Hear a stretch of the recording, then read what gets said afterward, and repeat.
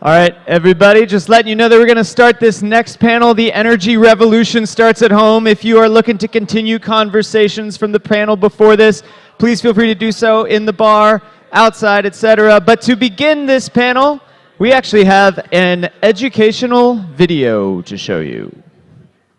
Ladies and gentlemen, it's a great pleasure to connect with you out there in Texas, even though I'm very sorry to miss the opportunity to exchange in person with you on the important subject of citizen-led climate action.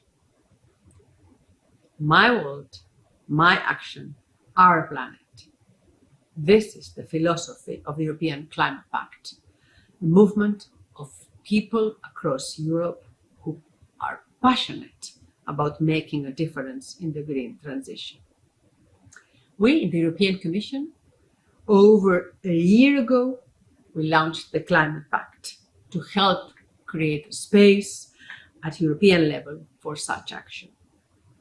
The Pact is part of the broader initiative, the Green Deal, our broad-ranging policy initiative to improve the well-being and health of European citizens and of future generations with a competitive economy. The fundamental idea is that everyone has a role to play. How I choose to live, to eat, to move, to travel makes a difference. Small difference, but altogether the cumulative effect is very important. And citizens can and must make an important contribution. But I want to be clear, we do not want to shift the responsibility for the climate crisis to the individual. In the European Union, we have been working for decades on a legal framework to fight climate change.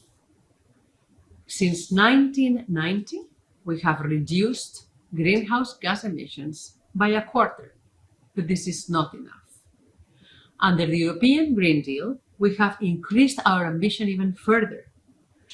The climate law, adopted last year, obliges us to reduce our emissions by at least 55% by 2030 and reaching climate neutrality, net zero emissions by 2050.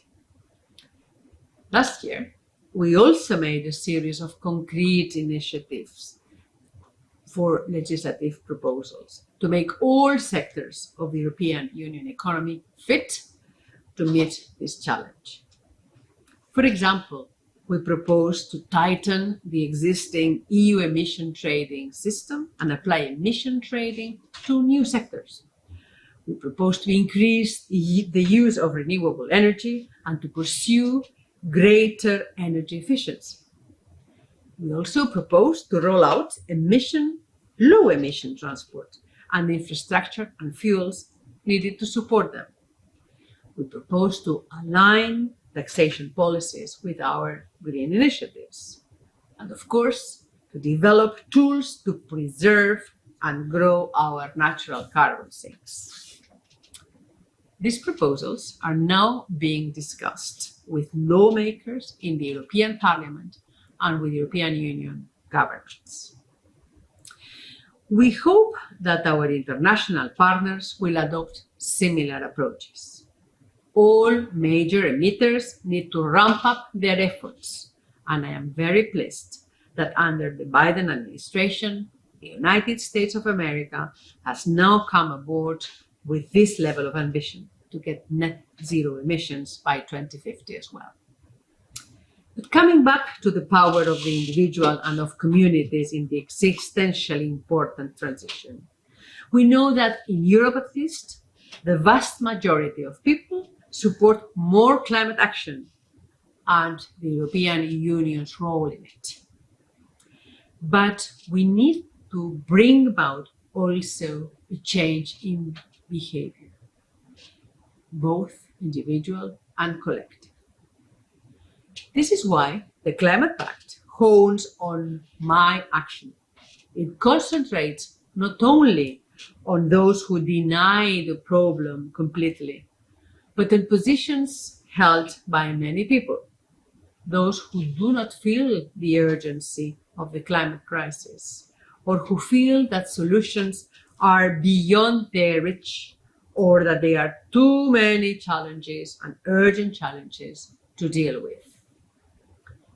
But unfortunately, there is no vaccine that can address the impact of climate change. We know that the doom and gloom narrative does not work. We need a positive vision of how to build back better for a green future. So the Climate Pact offers a can-do attitude and practical tools to get on board.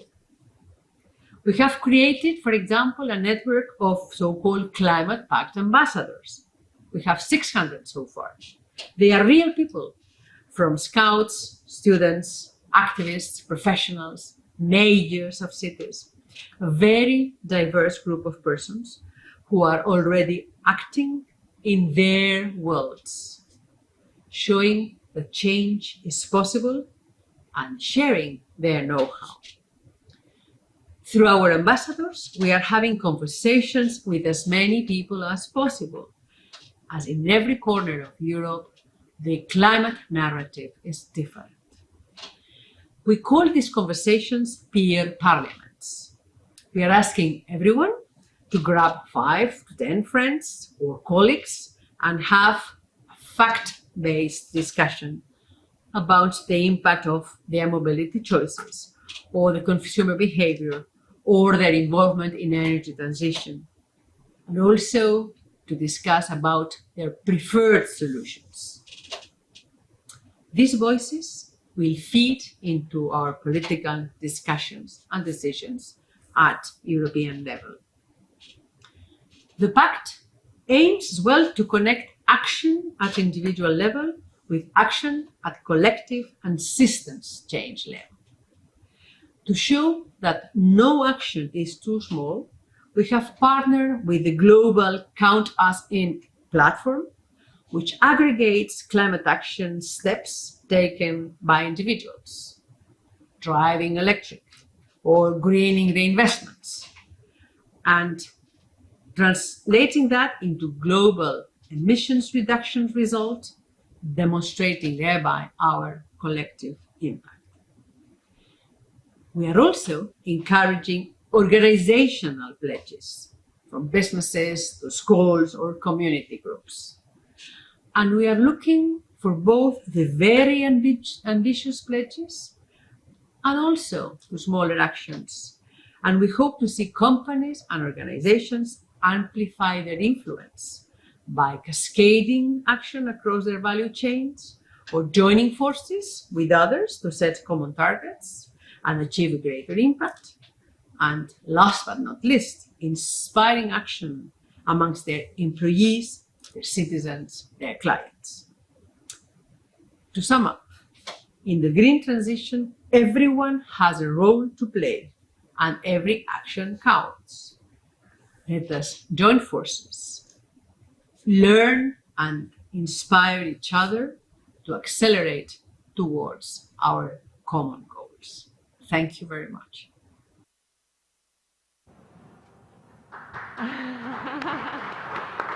Hello. Hello and welcome to this conversation about how I can make a change in climate action and about energy revolution starting at home. I am Dagmara Koska. I'm the moderator of this session, and I am a counselor for climate and energy at the EU delegation to the United States of America. I am housed in Washington, D.C. That's where my house is, where I take climate action today. Let me start by introducing to you our distinct panelists, and I am so inspired by them. We have had a number of conversations prior to this discussion, and I hope that these inspirations can be passed on to you during our section. So, welcome. Dirk is the president of the European Federation of Citizens Energy Cooperatives, rescop.eu. It's been established in 2010, and your engagement in climate and ecology dates back to your college days, in fact. You have helped found a Green Party in Belgium, in the region of Flanders, And you have founded the first ever citizens energy cooperative already in 1991. You've been called an energy rebel, and there is a film about your work that I encourage everybody to watch after this discussion. You are also the European Climate Pact Ambassador, what Clara has just been talking about. Lynn is the Director of Operations at People's Solar Energy Fund, and you are a community entrepreneur and organizer, and also, very interestingly, you are a renewable energy finance expert. Your career also spans a very, very long time. It's been 3 decades that you've been working in organizing grassroots movements in climate in the United States. And prior to your current role, you've been working for Coop Power, which is a network of northeastern US communities, energy cooperatives, community-based energy cooperatives.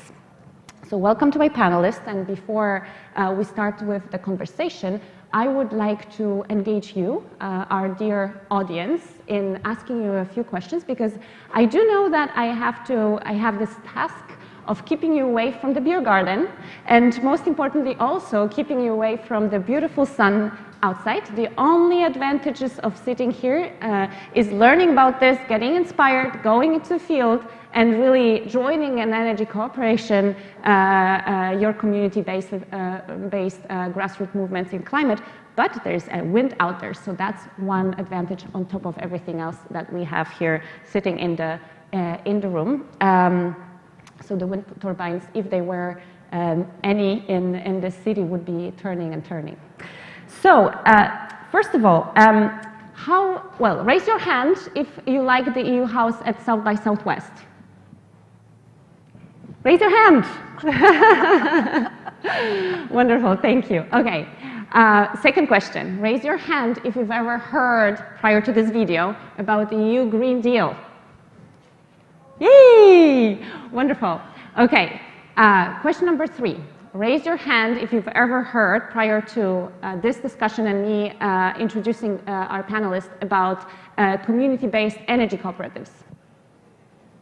Okay, wonderful. And now it's getting really tricky. Okay, raise your hand if you are part of the community-based energy cooperative. Okay. So I hope that by the end of this session, we will be able to have many volunteers among you to join an energy cooperative. Okay, wonderful. So my first question to our dear panelists is about their personal journey. And I would like to understand from both of you, what has inspired what you're doing right now? What has led you to become an energy rebel? Lynn, do you want to go first, please? Sure. I think growing up, I lived in East Chicago, Indiana, and that was a coal town that made a lot of coal electricity. And I was really impressed by my mother's stories of washing out our diapers and putting them out on the line and having them come in black with coal. So I grew up in an environment that was really not healthy at all for me and my sister when we were tiny. And then when my daughters were born, we lived in Boston, and it was also pretty not good air, and my babies had asthma. And I became very politicized and active at that point about the impact that our energy system was having on the health and well-being of people that live especially in low-income communities. Thank you, Lynn. What about you, Dirk? I mean, there's been a film about you. Tell us, how do you end up being, subject to a film? Amazing. Well, yeah, it was Patagonia who made the film, so you can find it on their YouTube channel. It's not that long, it's 45 minutes. But it's just actually the history of what we've been doing for more than 3 decades. So my first, actually energy cooperatives or cooperatives are the legal entity. They are a reaction to a problem. And what was the problem in Europe? We had the first oil crisis in 1973. Most of you are too young to know. But that really caused a wave across Europe of we have to do we have to look at our energy at another way. There were two reactions: the monopolist reaction, we will build nuclear power plants, but there was also a reaction out of citizens, and they started producing experimental wind turbines, very small, but some of these experiments, they grew out to the biggest wind turbine manufacturers we have across the world now, like in Denmark, the firma Vestas. It all started with a school building a wind turbine. Mm-hmm. And so for me personally, after my studies, I studied linguistics. I wanted to become an organic farmer. I didn't find a farm, but an old derelict watermill. That was a national monument, and we had to restore not only the buildings, but also the turbine from 1902. And they said, and it used to produce electricity for the whole village. And so that's how my journey in the renewable energy sector began in 1985, actually. That's really inspiring. Raise your hand if you find it inspiring. Wonderful, wonderful. So let's now move a little bit about to talk about the organizations you represent. I'd like to really discuss their role. So let me just say, Coop.eu is a network of close to 2,000 European energy cooperatives and represents over 1 million citizens who are active in energy transition. And Lynn, you represent People's Solar Energy Fund, and that's actually a fund focused on racial justice and also on climate justice, on low-income communities and low-income community ownership of solar energy. So your organizations develop, implement, scale up, bottom-up solutions. Now, tell us about the role that they play in their local communities, what's the benefits of what they're doing, and how that translates into higher levels. Thank you. So the work that Co-op Power, that I did with Co-op Power for 20 years, and also the work I'm doing with People's Solar Energy Fund is I spend a lot of time in rooms with people with ideas, with dreams, where they want to have, they want to make a difference in their community. They want jobs. They want profits to be going back to their community rather than be siphoned out of their community. They're looking at really addressing this sense of extraction and sense of destruction of their environment. They want clean air for their kids, like I was talking about a few minutes ago. And we sit down and we start to say, well, what is it you want? What are your priorities? How does that work? And then bring in the technical expertise. So we might hire developers and installers, or we might actually create minority-owned businesses to serve in those functions. And we provide technical assistance, support, training, so that they're building capacity, so that they, the next time they can do a lot more of the work on their own to create the kind of energy that they want, to create the green jobs that they want in their community, to find a way to own these resources, these income-producing assets that can transform their local economies. So it's really the technical assistance, the training, and the financing that as a group, we're much able to access that than on our own with just an individual community trying to figure all that out by themselves. It's really not possible.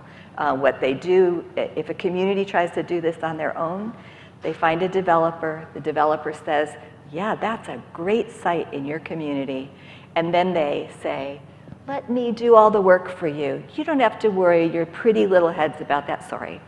You don't have to worry about all the details. We are experts here, and they come in and they build the project that they want, where they want it, and they own it, and the resources are extracted from the community. Maybe they get a 5% or 10% discount on their electricity, but they get such a small fraction of the benefit if they give up ownership right at the beginning. So our work has been all along to make sure that the communities have the checkbook, can hire those developers and installers to create the kind of energy that they want and that they then own in perpetuity.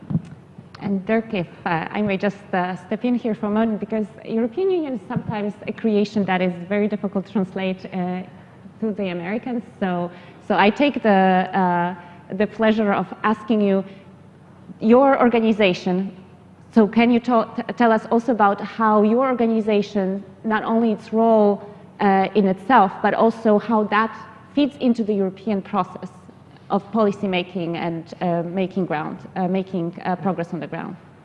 Yeah, so starting from this old water mill, we started producing electricity. We set up a cooperative with a handful of people. And we, at a certain moment, we realized that we were not alone in the world or in Europe. And we came across other cooperatives that did similar or slightly other things than what we did. And at a certain moment, we came across people from the European Commission, and they said, well, bring together all these initiatives. That's something we have funding for, that we have programs for. And so with the aid of the European Commission, we brought people together, and our federation was one of the unofficial results of this first project. And what is the role of this federation is actually bringing to surface what all these initiatives are doing, what is more than 1 million people across Europe are doing. And it's very inspiring. If you go on our website, you can find a lot of information, but also best practices. It's very diverse what the citizens do. They react to a problem in their local area.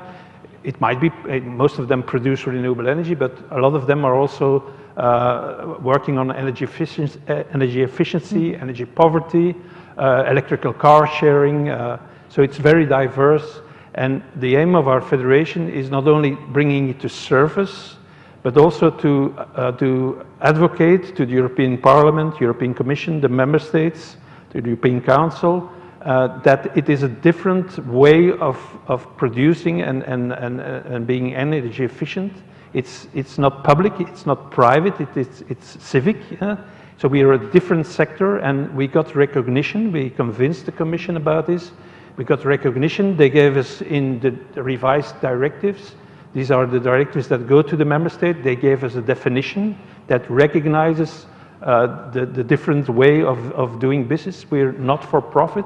For instance, my cooperative, we produce about 100 gigawatt hours, and our members, they get the lowest electricity price there is on the market in Flanders. So our aim is not to make profit, but to give our members as cheap as possible green electricity from their own installations. That's very, very interesting. I was in my previous job involved in exactly putting those definitions down on the paper, and in the onset of that attempt, we were wondering, why is it important to define what we are dealing with? Why is it important to define, for example, energy poverty? Well, one reason for that is, of course, that you can measure the phenomenon, right? You can say, this is the challenge, this is the extent of the challenge, right? So now I'd like to shift a little bit to the challenges that you both see emerging. And Dirk, let me ask you now, what challenges and obstacles do you still see? Because I think you said you represent so many of the Europeans. How could you expand even more? What are the obstacles right now? And again, through the framework we've developed already 5 years ago, we've tried to already address some of the challenges you back then identified. Your organization was part of the process of stakeholder feedback that we've gathered on our draft legislation. So what's still challenging you and from even more expansion? Well, let's say that my career of 30 years in the sector is a career of overcoming obstacles. And of course, the obstacles there are for energy communities or for energy cooperatives, they differ from country to country. But most of the time, it's the problem that we still are confronted with big companies that used to be the monopolists. Europe told them that they couldn't be the monopolists anymore, but they rearranged themselves a bit, and we are still faced, especially if we look at the former communist countries in Central and Eastern Europe, that also the citizens, they expect that energy, that's something the state is providing them or a big company is providing them with. But even in a country like France, you have this state monopoly that's still very strong.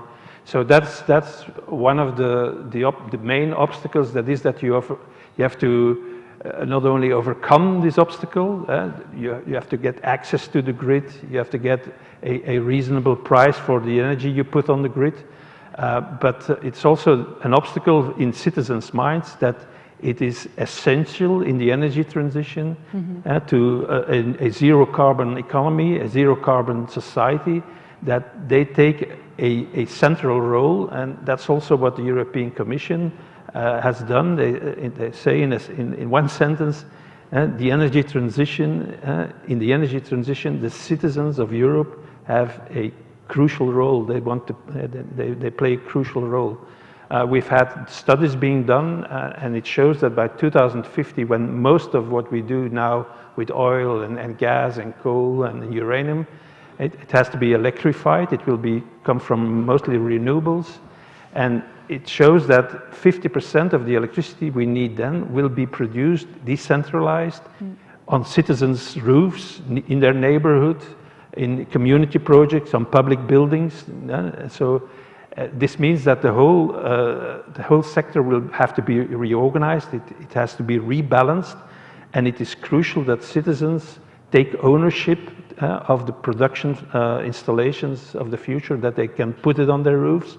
And this seems obvious in many northwestern European countries, but for instance in Spain, until recently, a few years ago, the sun was privatized. You couldn't put the solar, you could put it on your roof, but you had to give it to the grid and buy it back at the same price.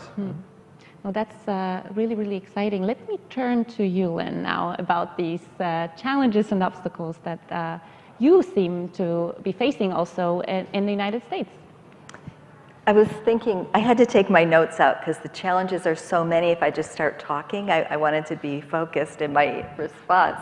But if you'd imagine if you're gardening and you have a seed and you plant it in really fertile soil, right, it's going to grow well.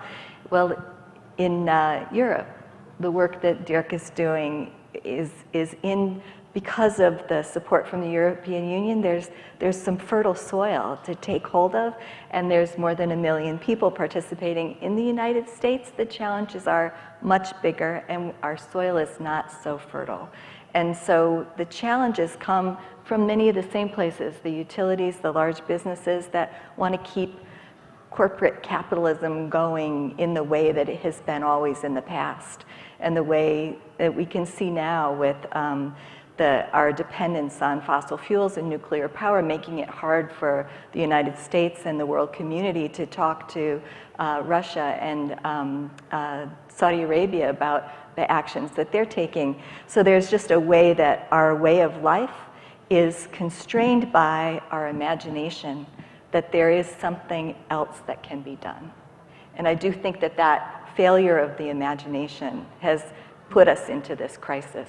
And so while we're facing a lot of obstacles on the ground of getting an interconnection agreement here, or getting support from public support from government or from even philanthropy for the work that we're doing, incredible work that we're doing, I think mostly it belongs to as citizens, as people living here in the United States, our failure to imagine what it would be like if we were not so dependent on fossil fuels, if we could be independent of nuclear power, if we were having a more local access to the energy that we need to survive, so that we can make ethical, good, democratic decisions about how best our local communities will thrive, our regions will thrive, our countries will thrive, and how we're sharing power with each other rather than being so subject to the laws of domination from people who have accumulated power and will do anything to hold on to it. So I think this revolution is about putting power back into the hands of people, literally, figuratively, and I think we need to imagine what that world looks like and be ready to take the plunge. And I'm going to say that today looks like a good day to me. And I think the more that you understand, if you get to watch the Patagonia movie that Patagonia made about Dirk's work, I think you'll be inspired, because it's a great opportunity right now to really make a difference. And these challenges are overwhelming, but as communities, I think we have, I'm going to say, a moral, ethical, just human responsibility to figure out how to address them together. Thank you, Lynn. So if you have joined this conversation after the initial video that we showed, Clara was talking about how everybody has a role to play, but of course we also, as the European Union, for example, don't want to shift the responsibility onto only you as citizens to deliver on those objectives, you know, under the Paris Agreement and so on. But I do feel that you know, the policymakers, lawmakers have a role to play, and in particular, for example, from what I observe, European Union has put the European Green Deal as #1 priority of this current legislative season. It's 5 years. We are 2.5 years into it. Another 2.5 years to go. Many unexpected things happened, of course. And the U.S. government, of course, has, since the Biden administration came in, has introduced the so-called all of the government approach, right? That climate is something that they want to work on throughout all agencies of the U.S. government. Now, I would like to now ask you, so with all those governance levels, right? The federal level, EU level, state level in the United States, member state level in the EU, local, municipal level, and at all those levels, there are people that, influencers and people that can make a change. How do you think that top level essentially relates to your work, and how can those challenges you've identified be addressed by the top level, essentially, because that's where, you know, you see all those headlines and so on, and where the most of the money essentially lies in order to support your work. So maybe I will start with Lynn now. It's been exciting, and it's tricky because we worked hard.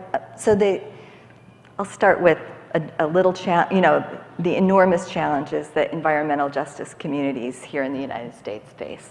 So on Native American reservations, the price of electricity can be many times what just outside the reservation costs. There's so much energy poverty, and there's very little way to kind of get ahead of it because of the ways the laws are structured, that a tribal nation is not sovereign. As soon as they connect with the grid, they're then subject to the laws of that state around them, which is, it's horrific the way that it all plays out. And in most Black and brown communities in the United States, there's tremendous environmental injustice with some of the stories I started with, where people are experiencing tremendous health hazards because of where they live. Never mind all the other layers of economic and social injustice. And so it's like, how do you connect those to the policymakers? That's your question. How do you connect these stories that are the lived experience of a phenomenal percentage, I don't even know what it is, in the of the people that live here, right? It's not a little tiny minority, it's a growing majority. And so I don't know the answer, but I do know that the Biden administration's Justice 40 initiative is making some attempts at figuring out how to bring the voices of the people that have been so left out of every aspect of our society. And I'm hopeful for the exchange that's going on there. I'm hopeful that a percentage of the public dollars that low-income communities even invest as ratepayers and as taxpayers, that a portion of that can really go to, it's supposed to be 40%, going into, from the federal government into to serve, provide, support some of the work that we're doing, but also many other initiatives that will restore justice. So I think that's an example of the kind of conversation that's so needed. And just imagine that in the United States, people really took up the mantle of saying, we actually never agreed that utilities should control our energy. We want to do that. If that was a belief and we were ready to do it, those conversations with lawmakers and policymakers, regulators, would they would change what's happening now. So I'm hoping that we can use that model to become more proactive, and it's certainly what you guys have been so successful at, that we've learned so much from over the years. So Dirk, you are the European Climate Pact ambassador. Is this a framework that has supported you or started supporting it? It's a new creation. It has been established in 2020, December 2020, so we are just over a year into it. There has been a secretariat established, a framework that essentially lines up all those ambassadors. There are over 700, and by the way, you can become the European Climate Pact ambassador if you live in the United States. If you live anywhere across the world, you can become the EU Climate Pact ambassador. Anyone can do that. Anyone can volunteer on the website, or after this meeting, I could provide you more details. So Dirk, has that been a support to you? What's the role of the European Union here? Let's say, to say that it has been a support of you, it offers us what we do, it offers us another framework where our work is, what citizens do on the grassroots level, where it finds a framework, let's say. We follow up on the, we have an observer status in the climate conferences. I was in Glasgow in November.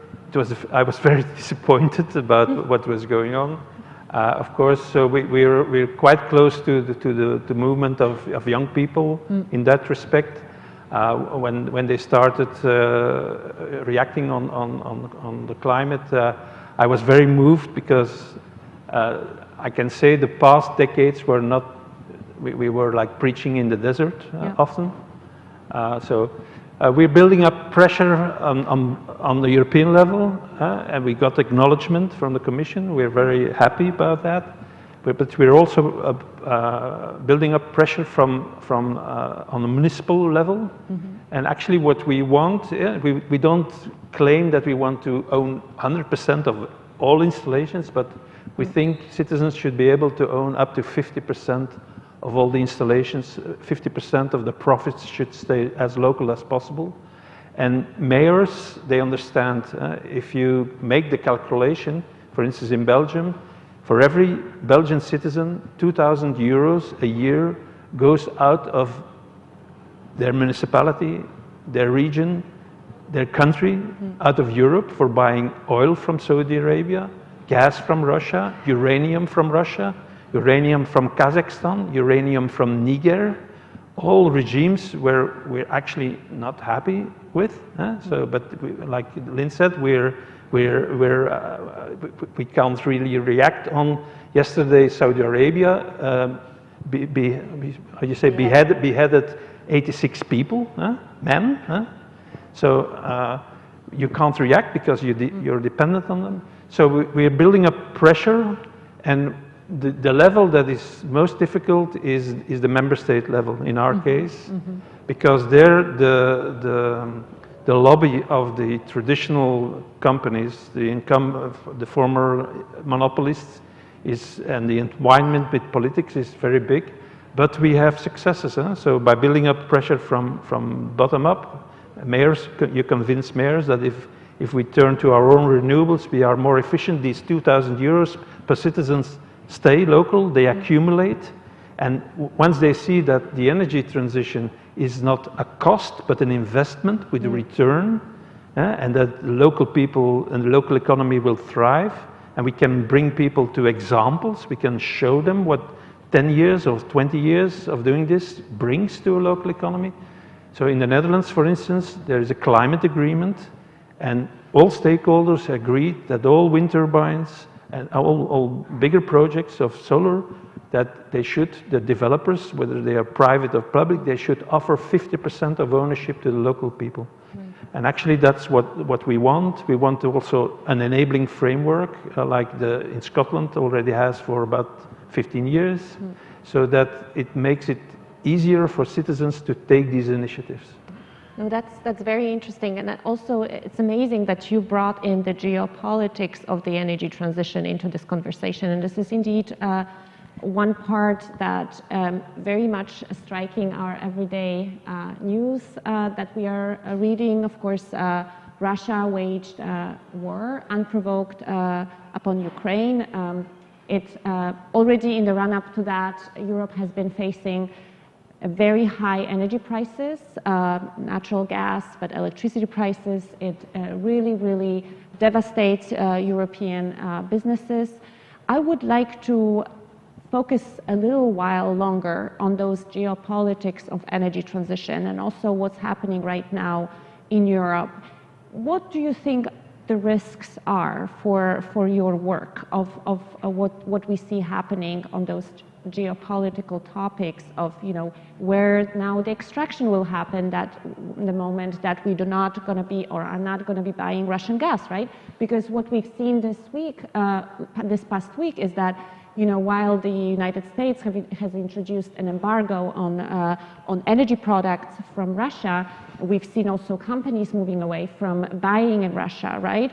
Europe has made announcements that it wants to wean itself off of Russian gas within a year.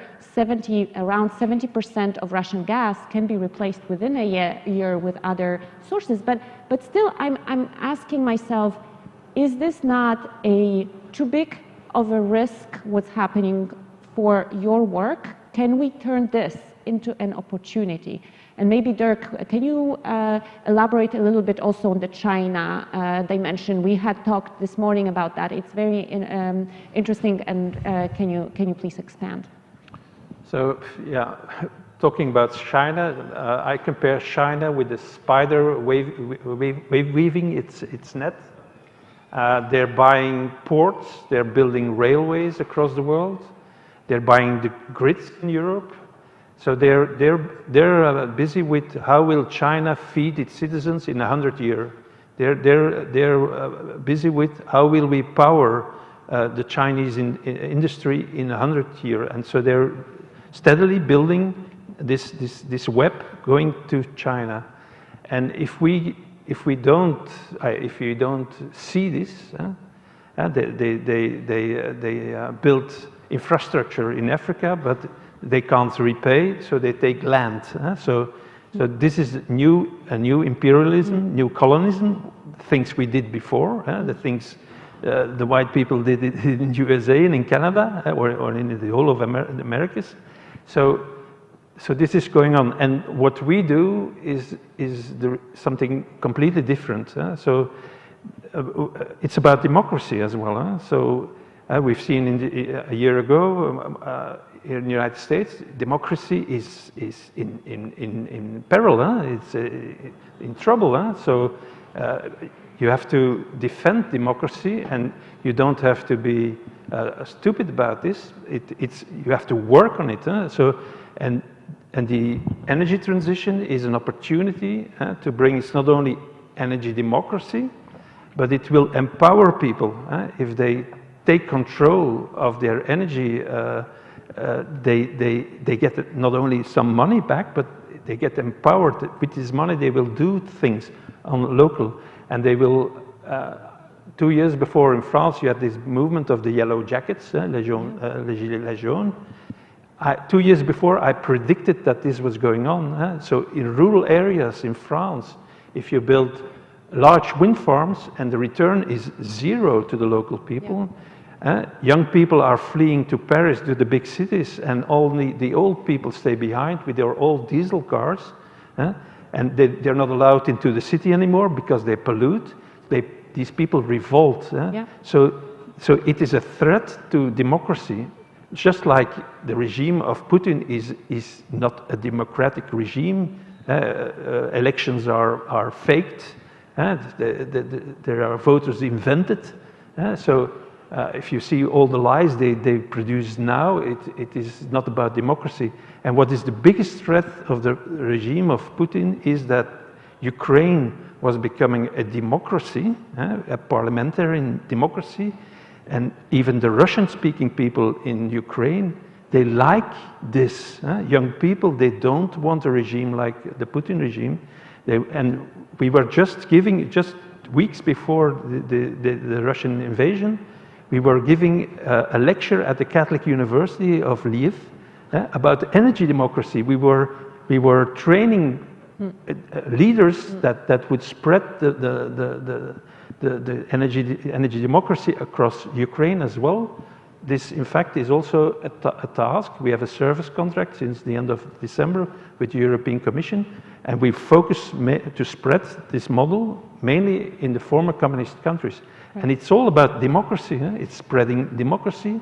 And by the way, the George Soros Foundation, they also support us in this effort in Poland and in the Czech Republic.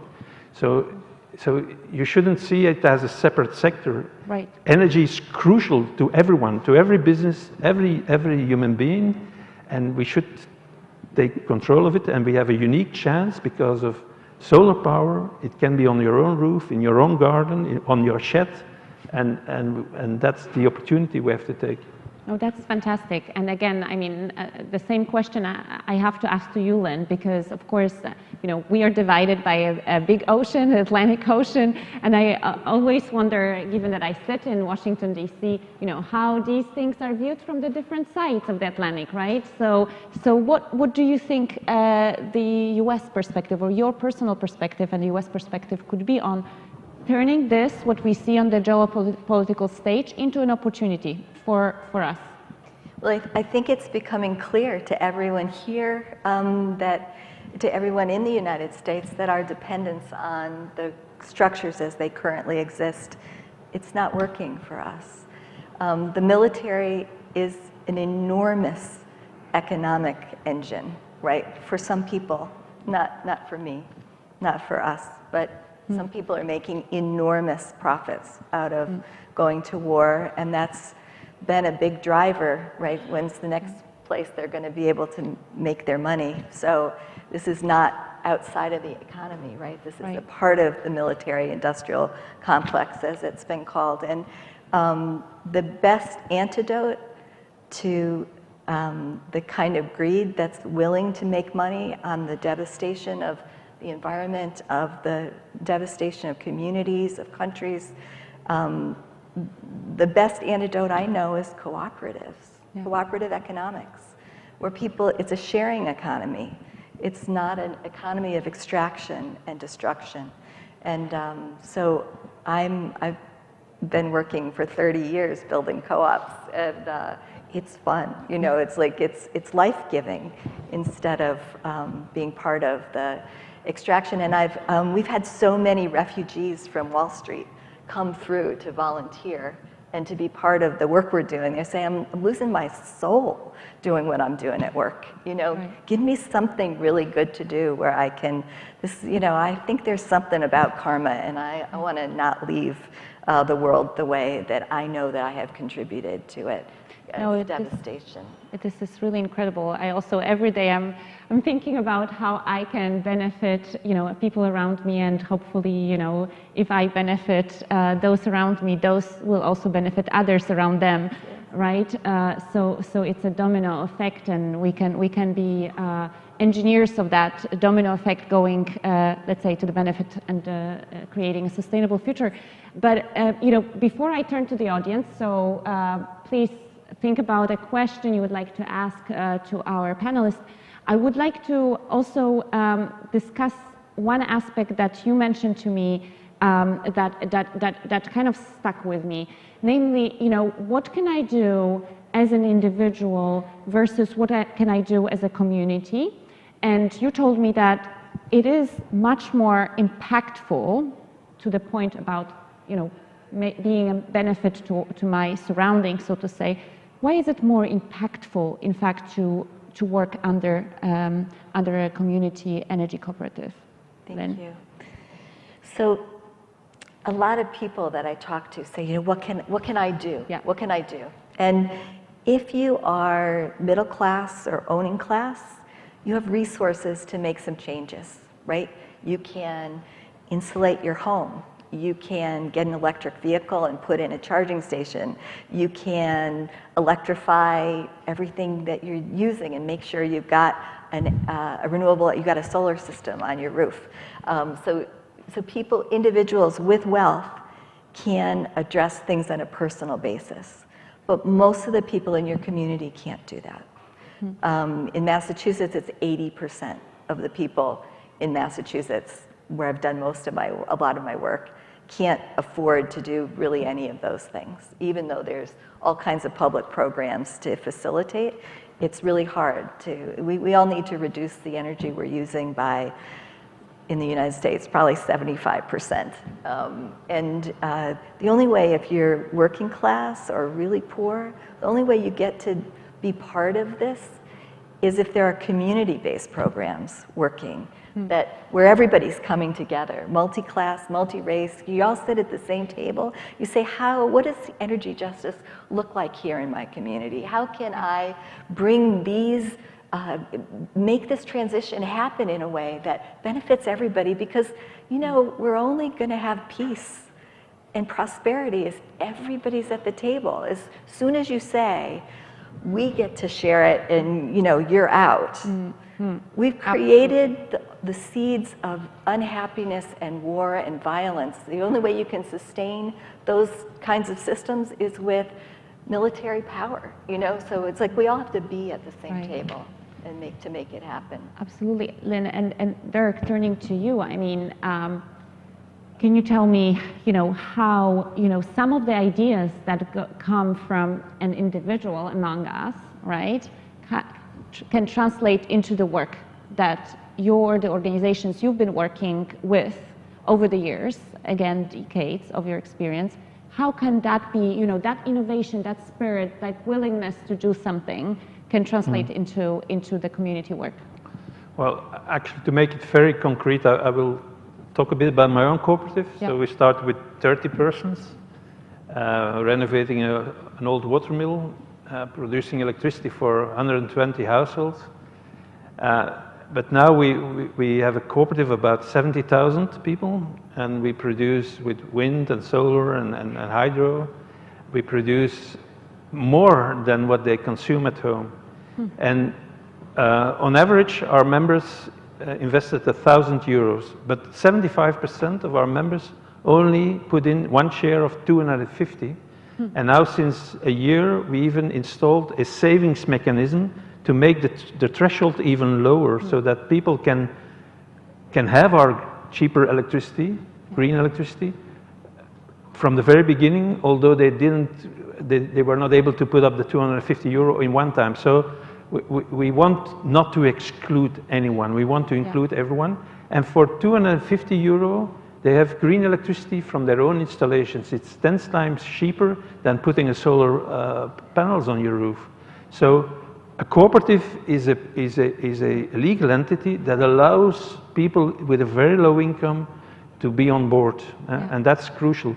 And what's more, half of our members have installed solar panels. We installed solar panels on roofs of people who couldn't afford it. So the consumption from our members from the grid is half of the average Flemish household consumption. So it's only 1,700 kilowatt hours. In your eyes, it will sound crazy, but that's how it is. But even the people who don't have solar panels, because they have shade or whatever, or don't have an own roof, their consumption is 20% lower than the average. So Europe, before they knew us, they thought that we would be more efficient with smart meters, smart grids, and so on. But you need smart people that are well informed, and it's cooperatives that are doing this. And give them a smart meter and a smart grid, then we will even do better. Wonderful. No, I love it. Smart meters, smart people first before smart meters, but smart meters very, very important. And in fact, when we talk about buildings, I mean, a lot of energy and greenhouse gases emissions are produced by buildings in Europe. It is really a high priority for us. So now, my dear audience, or our dear audience, please, if you have any questions, raise your hand. There's going to be a microphone going around. I see you here in the first row. Do you mind introducing maybe who you are and saying a few words on behalf of... Hi, everyone. My name's Lawrence. Hi, Lawrence. I work on a variety of projects. One has Stanford for digital currency, but we're trying to convert it into smart money so we know how it's impacting the environment as being spent. And then I work with the WMO on trying to create future financial instruments to finance these projects. So my question, I have two questions. One, I think you mentioned earlier that the EU Commission provided you with funding. I'd like to know what kind of funding that is and what it takes to get it. And then the second question is, as you're starting these initial projects, how do you permanently raise the core capital you need to get it going? Wonderful. And I have no understanding of co-ops, by the way, so maybe that second question is out of left field. But I'm generally out there most of the time anyway. So. No, that's fantastic. Dirk, do you want to go first? Lynn, maybe then. Yeah. About the financing of projects by Europe. So Europe has several programs on energy and other topics, or it could also be rural development where we can do things. Actually, in I think most programs now, climate is an issue. So we are looking at more and more possible financial programs that might finance projects. Let's say most of the projects are research. Some of them have, as a result, hardware and software. Others, it's more like knowledge, which is the result, or bring to surface what is going on and bring people together. That's also important, that people can inspire each other and work together. So yeah, it's always you have to win. You have to have good projects, otherwise they are not approved. So it's always a bit tricky. You can't rely on it because you have to have good projects. What was the other question? So maybe Lynn, yeah, can you maybe about on the United States. He asked, how did you access the money from the European Union? Yeah, so also Europe has financial means to, for instance, for offshore wind. The problem for our members is that the threshold is very high. So what we try to do is aggregate smaller projects so that you reach the threshold of, I think it's 30 million euro of investment in 4 years' time. So that's also a role we try to take up, that we aggregate projects from our members so that we can go to the European Investment Bank, for instance, for money. Yeah, that's the role we try to. Lynn, do you want to? So so my work is at the People's Solar Energy Fund is about helping communities around the country access financing for their projects, and we work on building a capital stack that includes loans, and we work with a lot of community development institutions, finance institutions that provide loans for these kinds of projects, and even just straight bank loans. Sometimes we're able, depending on the financials of the project that we're working on. So first is debt, then there's sponsor equity, so money from the local community, and sometimes we lend that to them so that they can have that sponsorship, can have that foot in the door. We help them get grants. And then we access tax equity for a large portion of our projects, and we pool them together into portfolios for financing, and work with tax equity investors that can be banks, can be companies, can be individuals that have passive gains, and we work with them to finance projects. For large tax equity, you need about $20 million in tax equity that you're looking for. So by pooling our projects together, we're able to access some of that larger pool of money. But I don't know if that answers the question. Maybe because we don't have a micro, so that our audience can hear you well.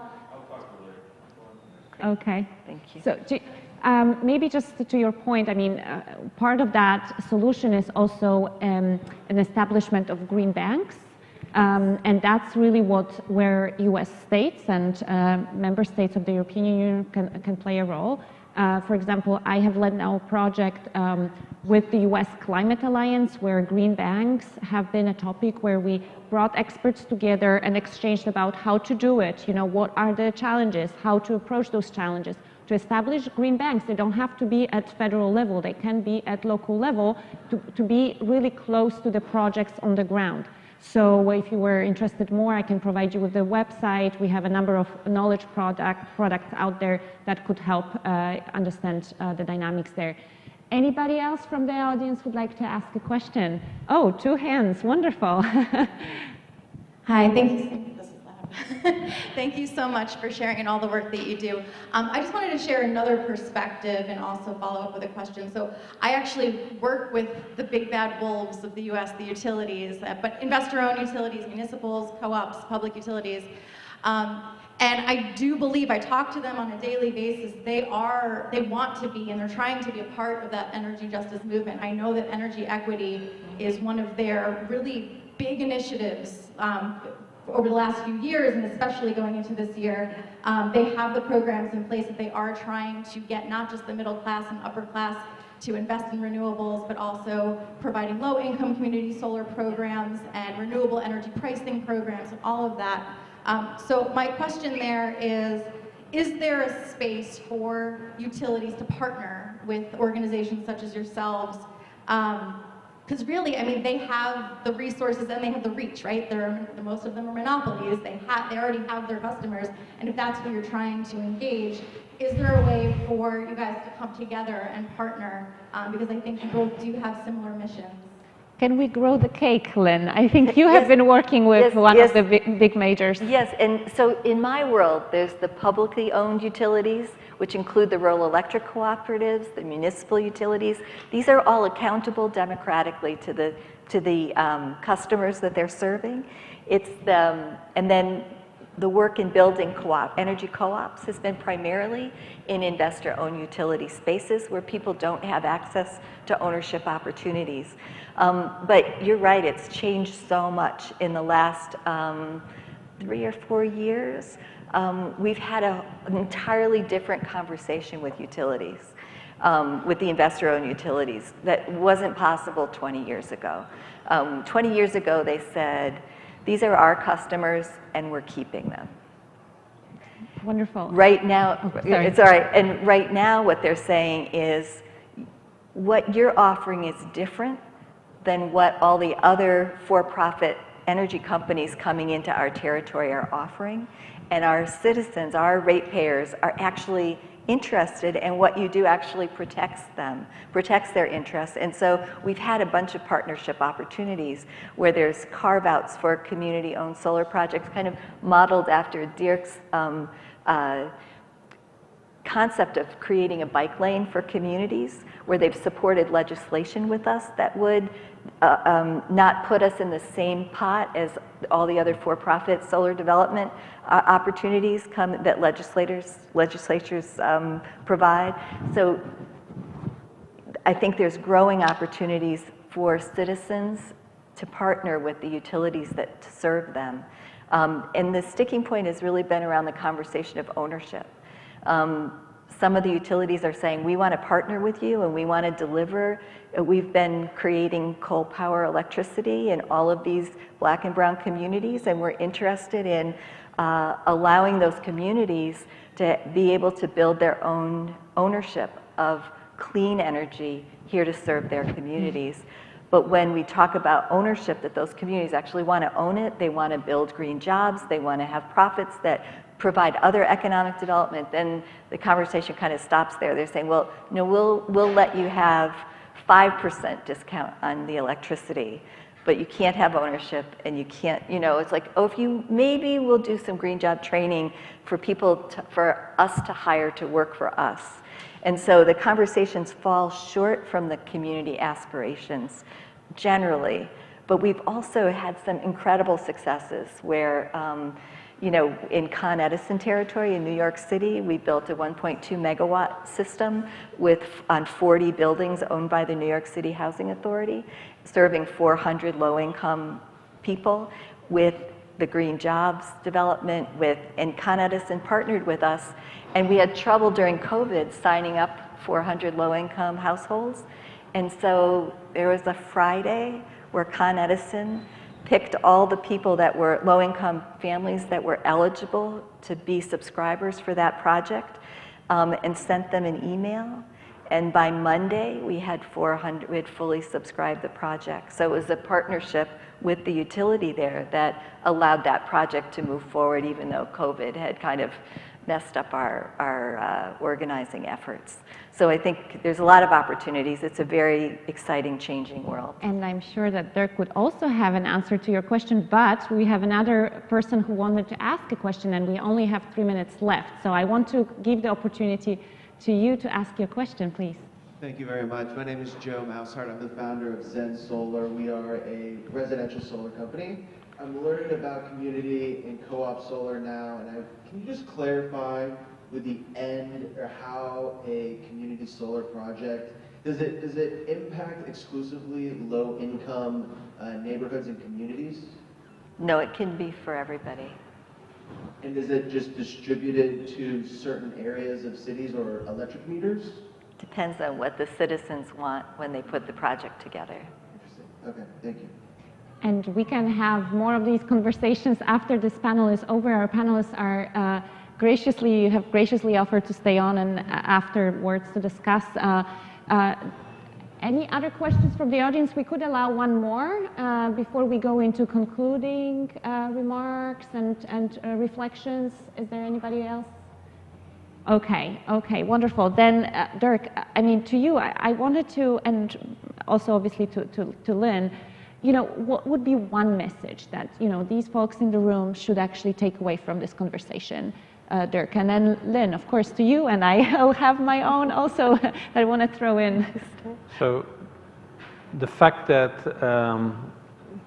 for instance, photovoltaic panels are getting so cheap that it is accessible to a lot of people, and also the fact that wind turbines are getting cheaper, and the fact that we are facing problems with oil and gas and uranium. Actually, it offers us a unique chance that the energy transition will not only lead us to a zero carbon future for our economy and our society, but that it leads to what we call energy democracy, which means that at least 50% of the production will be in hands of citizens and local communities. So this is a unique chance that we can't let go, because otherwise I have doubts that we will still have democracies in the future. Wonderful, Dirk. And Lynn, I mean, any reflections there? Yes, thank you. I was really so happy to be invited to come and join you here, because I told you the soil for the seeds of community power it's difficult planting here, and it's been the nourishment from the European cooperatives, from our association with Dirk, that we've learned so many things, and I'm very excited about participating in the European Climate Pact to be able to seed more organic fertilizers and whatever into this movement here, because we've just been so grateful. We wouldn't have gotten done as much as we have without that support. And my closing thought was that this movement, this revolution, is very much like the abolitionist movement, where at that point they were saying that the economy of slavery is immoral and unjust and has to be abolished. And this movement is the closest movement to the abolitionist movement that I know of, because we are saying that the fossil fuel, military, nuclear industry is really unfair and unjust and needs to be changed. And at some point, as a people, as a society, we're going to have to say that we're willing to close the door on that chapter and create a new one. And I'm hoping that you all are willing to be part of that revolution in how our economy works and have the same courage that plantation owners and slaves together had to move out of that slavery economy into one that had more possibility. That revolution still needs to keep happening, but that began, and it took a lot of courage, and I'm hoping that we can bring hope and courage to our communities to make this transition together. No, wonderful. This is very inspiring. I just wanted to say, I mean, thank you so much for being here with us. We will be wrapping up. I wanted to say the race to net zero is on. We are all in this boat together, all need to contribute. And you know, raise your hand if you want to be part of the energy cooperative. Yay! Wonderful. Thank you so much, dear audience. Thank you to my distinct panelists, and have a wonderful afternoon. Thank you, everybody. And we are going to continue with our programs today. There's still 2 more panels happening on this stage, a trivia night happening at 5 o'clock, and then an entire music showcase taking place this evening starting at 7. Please feel free to engage with our panelists. Continue